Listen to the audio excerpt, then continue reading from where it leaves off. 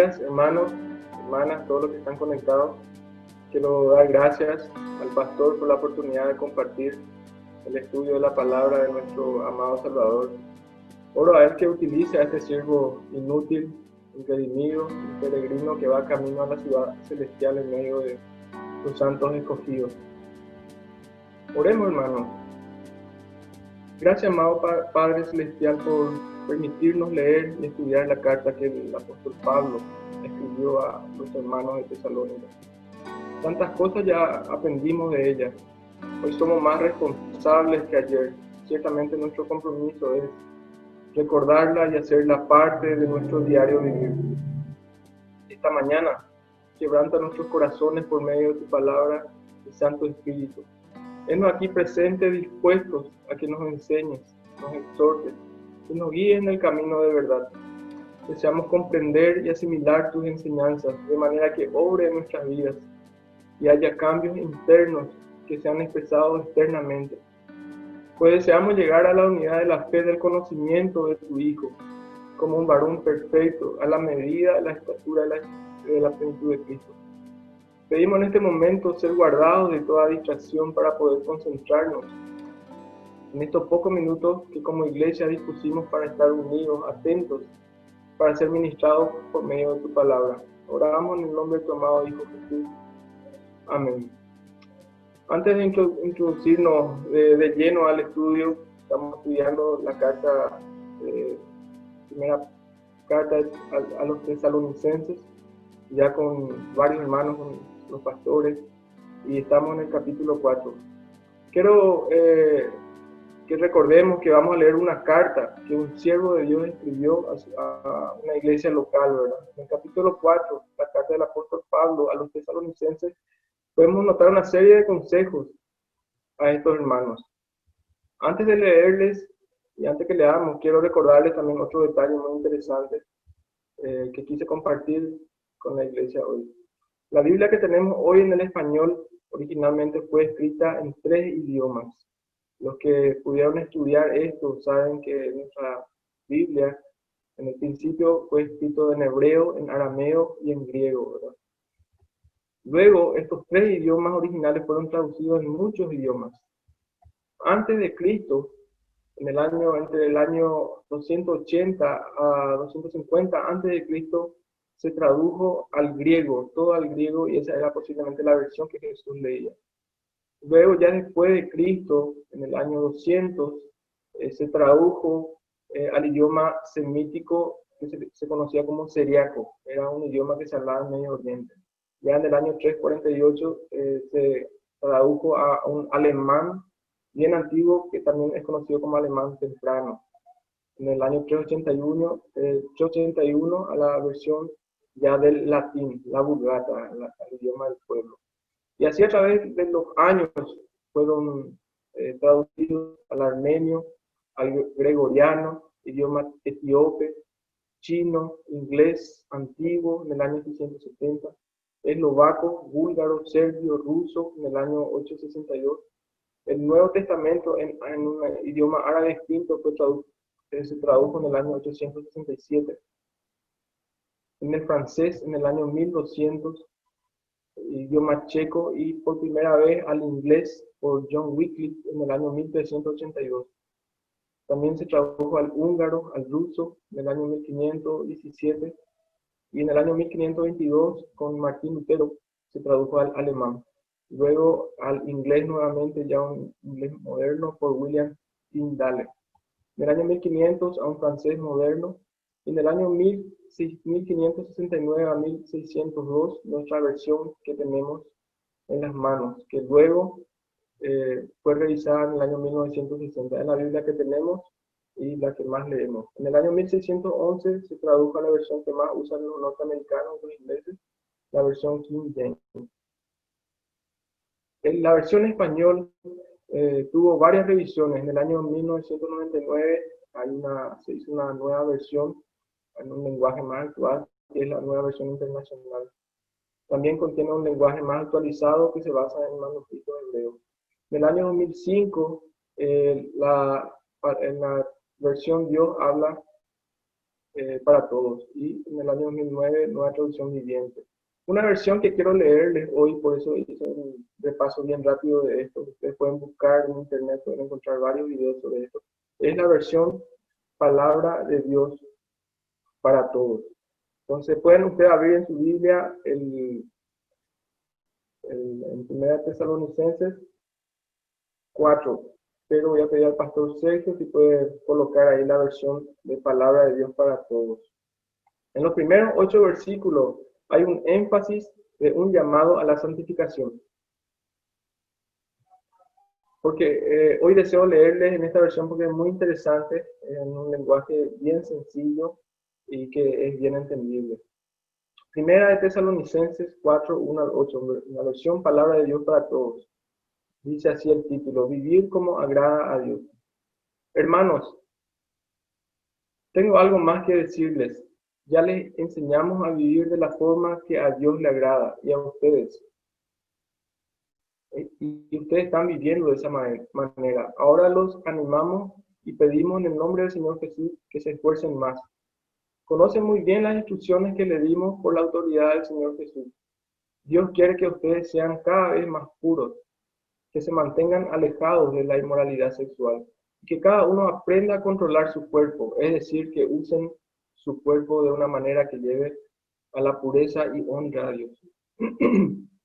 No se dejen llevar por las pasiones del cuerpo como hacen los que no conocen a Dios. Ninguno debe hacerle daño a su hermano ni engañarlo de esa manera. El Señor castiga a todos los que cometen esos pecados, como ya les hemos advertido antes. Dios nos ha llamado para ser puros, no para que vivamos en el pecado. El que se niega a obedecer esto, no está negándose a obedecer a los hombres, sino a Dios, quien les da el Espíritu Santo. Claramente se puede observar un llamado a la santificación, separación de las pasiones del cuerpo. En el versículo 4, en la traducción Reina Valera, dice: cada uno de vosotros sepa tener su propia esposa en santidad y honor. Dios da libertad sexual en el ámbito matrimonial. Al salir de ahí, todo se corrompe. Bien sabemos que Dios nos creó para que en una determinada edad despertemos el deseo de la carne. Satisfacerlos es hermoso y placentero dentro de los parámetros. Todo Dios lo hizo hermoso a su tiempo, dice Eclesiastés 3:11. En el tiempo de Pablo y hoy en día, los hombres como mujeres han manchado sus corazones con el pecado de la inmoralidad. Casi no hay pureza moral. Quizá algunos pocos no han consumado con su cuerpo las prácticas inmorales con otra persona, pero cada día contaminan sus mentes a través de sus ojos cada vez más. Y sus corazones se vuelven insensibles, de manera que llega a ser natural este pecado en su diario vivir. Y puede llegar a ser tan adictivo, igual que a cualquier otro vicio conocido por todos. En el versículo 6 nos dice que ninguno agravie ni engañe a su hermano. Y tenemos que recordar que está hablando en el contexto de inmoralidad sexual. Esto lo dijo para que entre ellos no se tienten inmoralmente, pues estarían alimentando el fuego. Eso era algo normal en sus vidas antes de ser cristianos. En el versículo 6 podríamos traducir en nuestro lenguaje actual de esta manera: no coquetees, no le provoques a tu hermano o a tu hermana, pues le estás engañando y Dios le va a castigar. ¿Cómo podemos coquetear? Simplemente flirteando, enviando mensajes, diciendo cosas, insinuando cosas. Entonces Dios da una advertencia. Dio una advertencia a los colosenses y nos está dando la misma advertencia hoy en día. Con la tecnología es mucho más fácil hacer eso. En el versículo 7 nos dice que Dios nos ha llamado para ser puros, no para que vivamos en el pecado. Pues no nos ha llamado Dios a inmundicia, sino a santificación, dice. ¿Por qué es inmundo? Es uno de los pecados más bajos de la moral humana. Recordamos que Dios destruyó con fuego las ciudades de Sodoma y Gomorra en el pasado a causa de la inmoralidad desenfrenada y pervertida que ellos practicaban. También El auge de la inmoralidad es una señal del regreso de Cristo. Eso pueden anotar y leerlo en Lucas 17, 26 a 32, cuando dice como en los días de Noé, como en los tiempos de Sodoma. ¿No es acaso algo similar a lo que está ocurriendo hoy, queriendo legalizar toda esta inmoralidad? El pecado produce daños muy dolorosos en la vida de los seres humanos y lo ha hecho en la vida de ministros, presidentes, reyes y muchos hijos de Dios. Todos los consejos que pudimos estudiar en esta carta hasta hoy serán inútiles si lo intentamos hacer con nuestras propias fuerzas. Solo se puede lograr con una vida consagrada y unida íntimamente a Cristo. Porque el deseo de la carne es contra el espíritu y el espíritu es contra la carne. Y estos se oponen entre sí para que no hagáis lo que queréis, dice Gálatas 5:17. Juan 15:5 nos dice, el que permanece en mí y yo en él, éste lleva muchos frutos, porque separados de mí nada podéis hacer. Primero debe haber cambios internos en la mente, pues la inmoralidad nace en el corazón. Y eso es lo que nos dice en Mateo 15:19. Porque del corazón salen los malos pensamientos, los homicidios, los adulterios, las fornicaciones, los hurtos, los falsos testimonios, las blasfemias. Dios quiere que seamos apartados de la cultura impía y su inmoralidad sexual. Si nuestra conducta sexual no es diferente que la de los gentiles que no conocen a Dios, entonces no estamos santificados. No estamos apartados de la manera que Dios quiere que estemos. Recordemos que los colosenses vivían bajo la influencia y la cultura romana. Y el pecado de inmoralidad estaba a la orden del día. Por eso el apóstol Pablo le escribe a ellos para indicarles cómo deben comportarse. El imperio romano cayó justamente por sus vicios y por su extremada inmoralidad. Pueden buscar eso en la historia. Todo vicio empieza con una dosis mínima. Luego se va incrementando gradualmente hasta llegar a ser una necesidad básica de la vida. El deseo de satisfacerse y sentir placer llega a ocupar un lugar preponderante en la mente de uno. Como cristianos debemos orar a Dios y confesarle explícitamente cada una de nuestras pasiones con tendencia al apetito descontrolado de la carne. Y en este contexto se puede estar refiriendo a la sexual, pero tenemos otros deseos también descontrolados en varios ámbitos. Todo vicio, todo exceso daña al ser humano y lo lleva a la muerte incluso, lo lleva a ser un dependiente, lo lleva a ser un minusválido en medio de su familia, en medio de la sociedad. Pero solamente un verdadero hijo de Dios puede vencer a ese pecado. Hijitos, vosotros sois de Dios y lo habéis vencido, porque mayor Él es el que está en vosotros que el que está en el mundo, dice Juan 4, 1 Juan 4:4. Ahora bien, si no somos de Dios, no va a haber frutos que glorifiquen a Dios. En esto es glorificado mi Padre, en que llevéis muchos frutos y seáis así mis discípulos, dice Juan 15:8. Quizás no seas un verdadero discípulo si no estás consiguiendo vencer algunos vicios. En Mateo capítulo 15, en el verso 8 al 9, dice, este pueblo de labios me honra, mas su corazón está lejos de mí. Pues en vano me honran. Y es lo que ocurre en todas las iglesias, en todo el mundo. Muchos están simplemente ahí, su cuerpo, pero su mente está en otro lugar. Ciertamente esto Jesús decía para reprender a los escribas y fariseos. Ellos pensaban que estaban en el camino correcto, pero Dios mira corazones. Él mira también tu corazón, Él mira mi corazón. Él sabe ahora mismo en qué estás pensando, en qué te estás distrayendo. Cuando uno está parado en el púlpito, puede observar a todos. Y muchas veces se nota claramente quiénes son los que están simplemente por estar. Algunos incluso ni de labios honran a Dios. No cantan, más bien bostezan. Se distraen con otros y con algunas cosas que tengan cerca.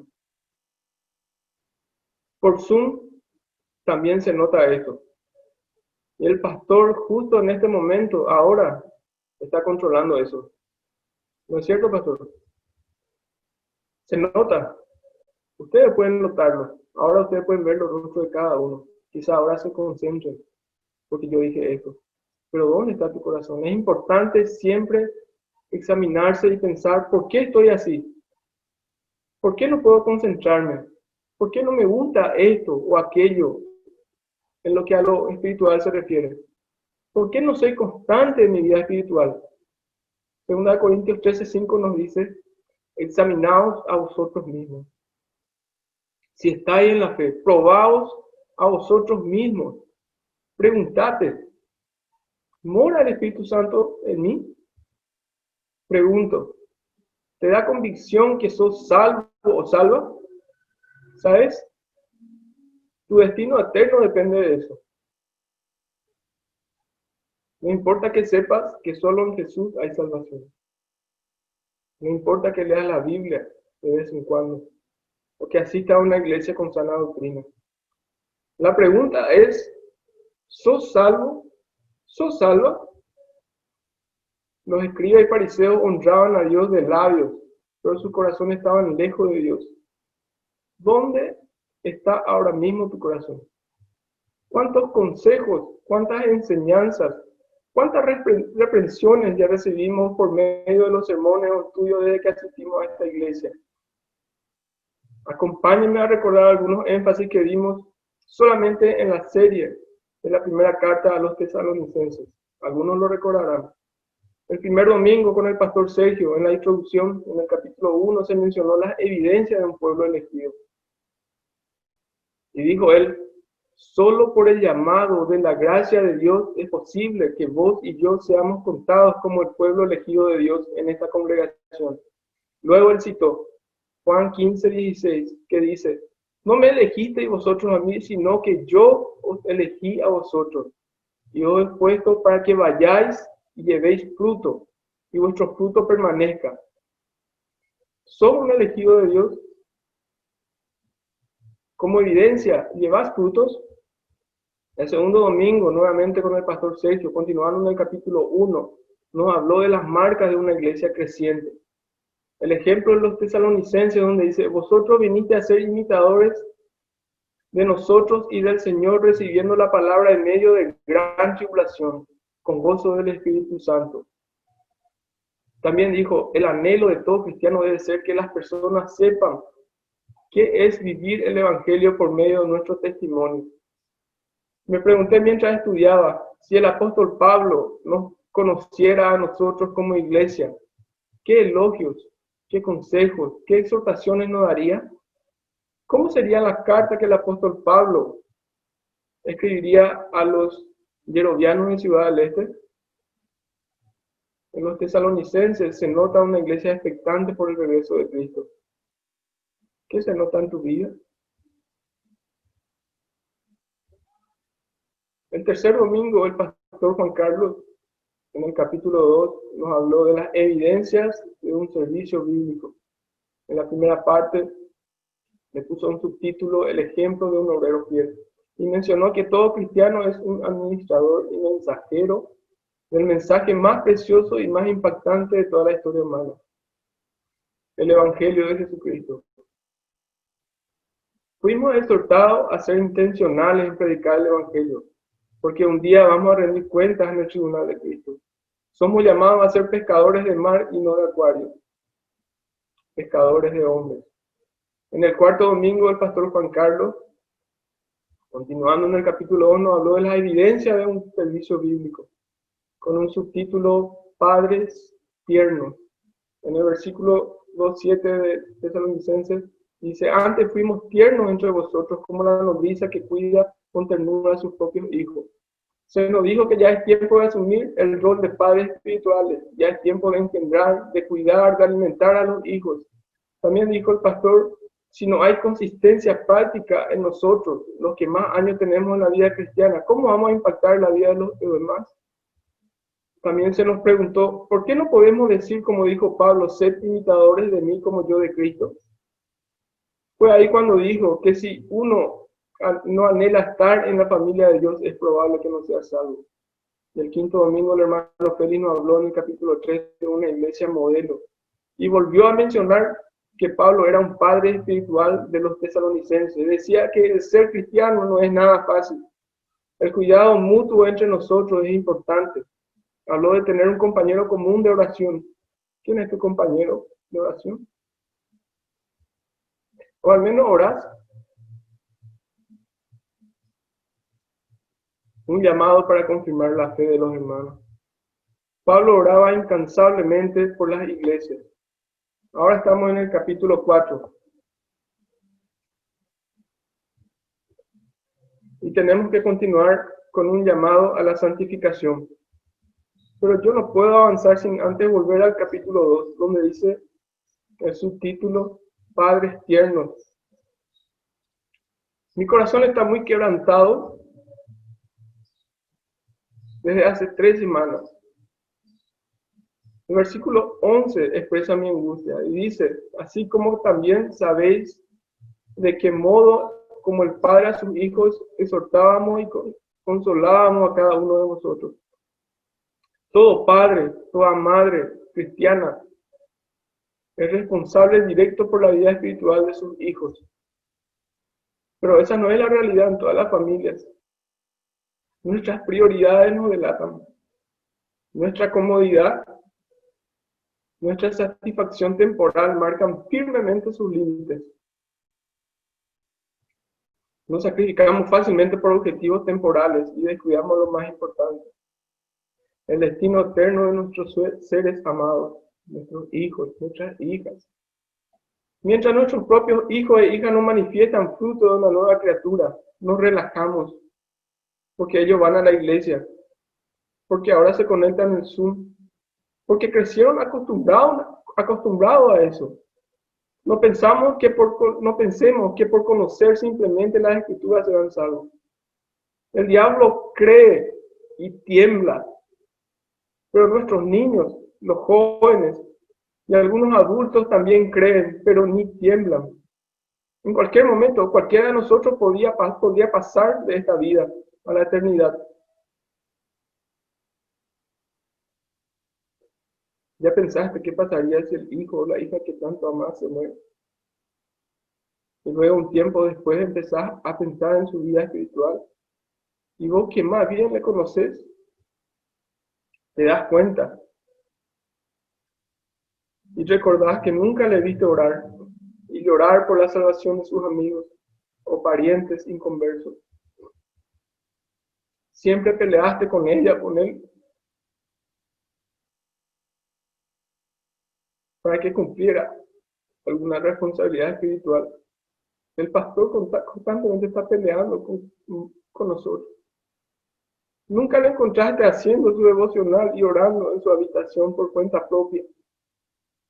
Solo disfrutaba de músicas con ritmos contagiosos y letras escritas por autores que adoran ser aplaudidos y viven una vida inmoral, apoyando la perversión y la depravación humana con todos los colores del arco iris. Sin embargo, qué misericordioso es paciente con nosotros, no queriendo que ninguno perezca, sino que todos procedan al arrepentimiento. Una vida moral simplemente reformada por la Biblia no sirve para salvación de tu alma, por cuanto por las obras de la ley ningún ser será justificado. Es necesario nacer de nuevo, dijo Jesús.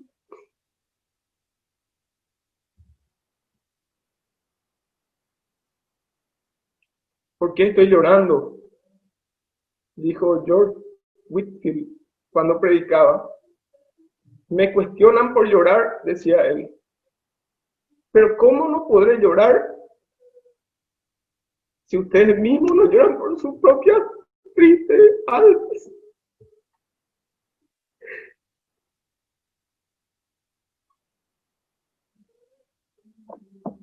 Pablo, Silvano y Timoteo dijeron, tan grande es nuestro amor y afecto por vosotros, que hubiéramos querido entregaros no solo el Evangelio de Dios, sino también nuestras propias vidas, porque habéis llegado a sernos muy queridos. Atiendan, por favor. Es muy importante lo que le voy a mencionar ahora. La casa de Samuel y Susana Wesley fue el mejor lugar para crecer bajo los principios cristianos. Uno de sus hijos, John Wesley, fue uno de los predicadores más usados por Dios en el siglo XVIII. Ya varios años de estar predicando junto a miles de personas que se compungían llorando, arrepentidos por sus pecados, después de estar tratando de ganar almas para Cristo entre los indios en Georgia, en los Estados Unidos. John Wesley se dio cuenta que él mismo no era salvo. Se dio cuenta que él estaba lleno de instrucciones bíblicas que recibió en su casa, por su mamá, por su papá. Él tenía una vida moral intachable. Luego, en el barco, cuando él estaba volviendo, meditando, él, después de volver de predicar a los indios, leía Marcos capítulo 12, y Dios le habló fuertemente en el versículo 34, donde dice: Jesús, entonces, viendo que había respondido sabiamente, le dijo: no estás lejos del reino de Dios. No estás lejos del reino de Dios. Muchos aquí, quizás, o pocos, no sé, no están lejos del reino de Dios, pero no son salvos. En su diario personal, y le invito a que puedan leer, pueden encontrar más detalles sobre esto. Y hay muchos otros ejemplos de personas así, esposas de pastores, que después se dieron cuenta y vivían de una manera intachable.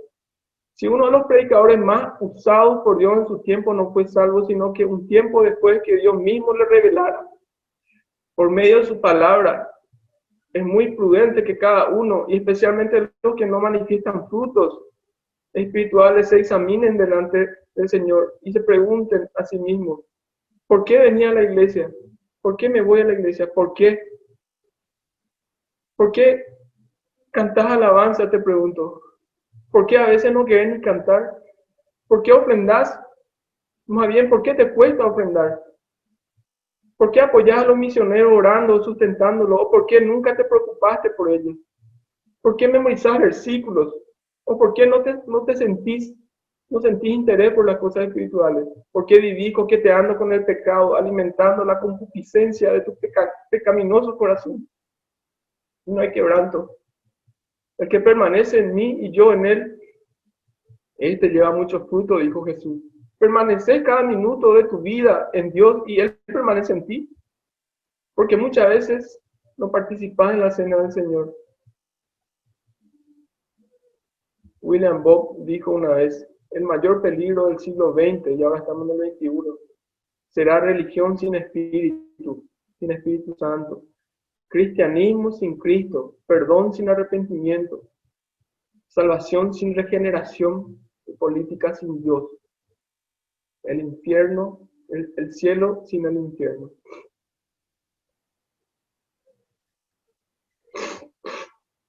Recuerda, solo por el llamado de la gracia de Dios es posible que vos y yo seamos contados en el pueblo elegido de Dios de esta congregación. No me elegisteis vosotros a mí, sino que yo os elegí a vosotros. Yo os he puesto para que vayáis y llevéis fruto y vuestro fruto permanezca. Si estás teniendo claridad, si tus ojos están empezando a ver la luz del Evangelio de salvación, el Espíritu Santo está obrando. No me elegisteis vosotros a mí, sino yo os elegí a vosotros. Yo os he puesto para que vayáis y llevéis fruto y vuestro fruto permanezca. En tu corazón ahora, decirle a Dios: Señor, decirle así: Señor, me elegiste a mí. Estoy reflexionando esto. Y ahora tengo miedo de no ser tu hijo, de no ser tu hija. Perdón, Señor. Perdóname. Por favor, adóptame como un hijo. Soy un perdido y vil pecador, un egoísta, una egoísta. Soy orgulloso. No merezco ser parte de los elegidos. Soy un miserable oidor olvidadizo. Pero creo en tu Hijo Jesús. Creo que Él es el camino, la verdad y la vida. Perdóname, Señor. He pecado contra ti. Jesús murió por mí.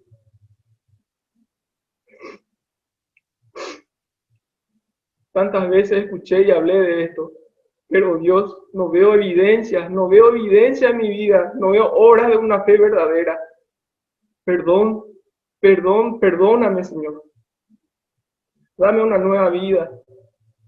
Hazme nacer de nuevo. Regenérame. Lávame. Hazme tu hijo. Hazme tu hija. Gracias por tu paciencia para conmigo.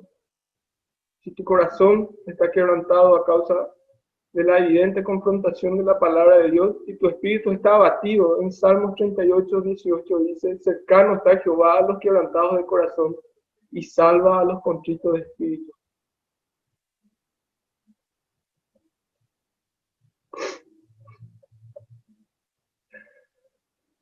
Volviendo a 1 Tesalonicenses 4, el versículo 8 nos dice, así que el que desecha esto, no desecha a hombre, sino a Dios, que también nos dio su Espíritu Santo.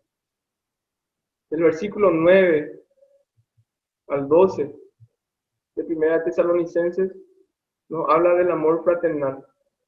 De esto ya escuchamos mucho en toda esta serie de estudios. Pablo les elogia y les anima a que sean mejores aún. También el ejemplo para con los inconversos, de trabajar, de esforzarse.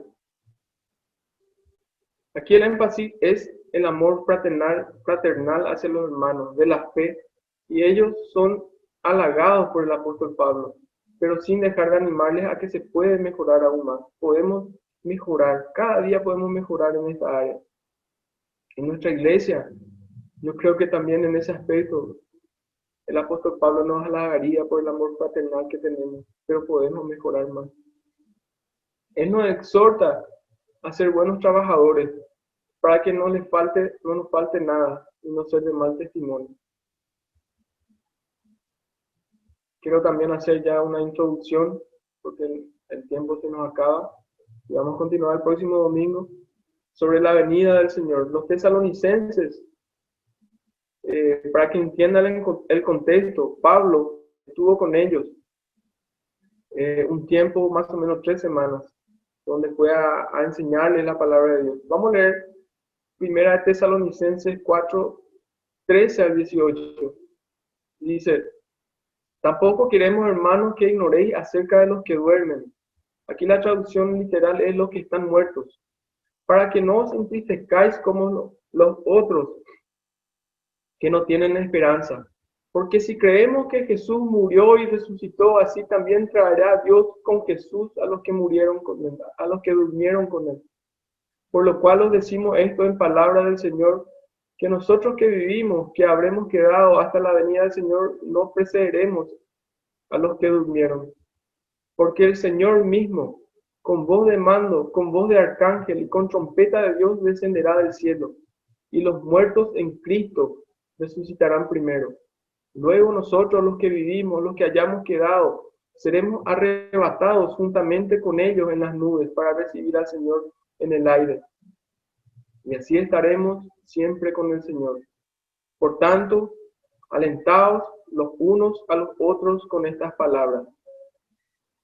Como ya le había dicho, se presume que cuando el apóstol Pablo fue por primera vez a la ciudad de Tesalónica, en donde él estuvo predicando el Evangelio a los hermanos ahí, él estuvo allí por 3 semanas donde hubo intenso tiempo de aprender, en donde él se dedicó mayor parte enseñándoles sobre los principios básicos. Incluso le habló de la venida de Cristo.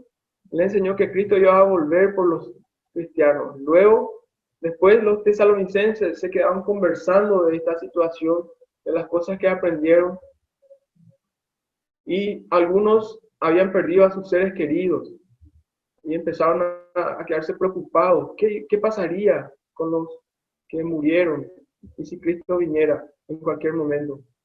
Esta carta también nos da a entender que ellos esperaban al Señor Jesús de una manera inminente, o sea que en cualquier momento podía volver Cristo.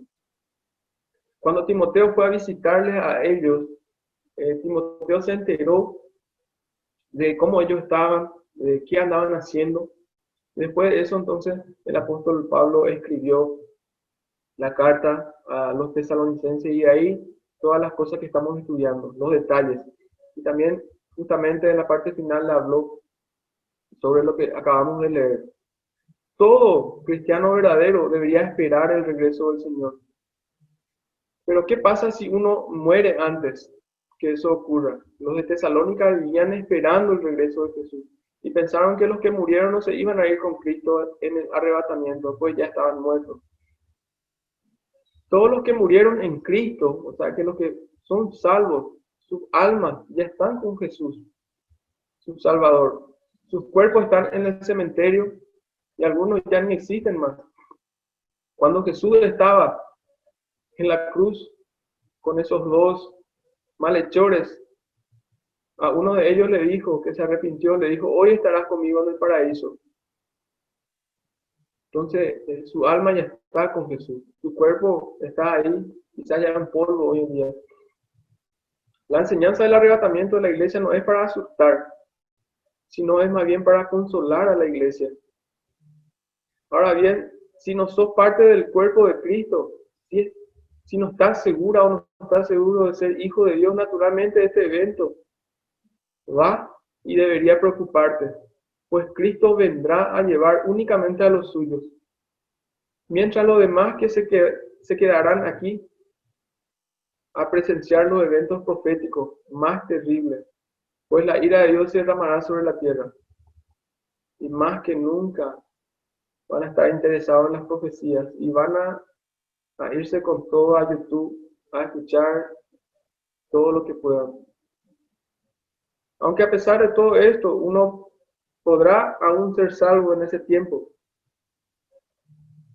El escenario será muy diferente. La maldad, la inmoralidad, la persecución serán muy concentrados, pues el enemigo tendrá libertad para utilizar toda su artillería. Todo eso Dios estará controlando todo, para que muchos sean salvos.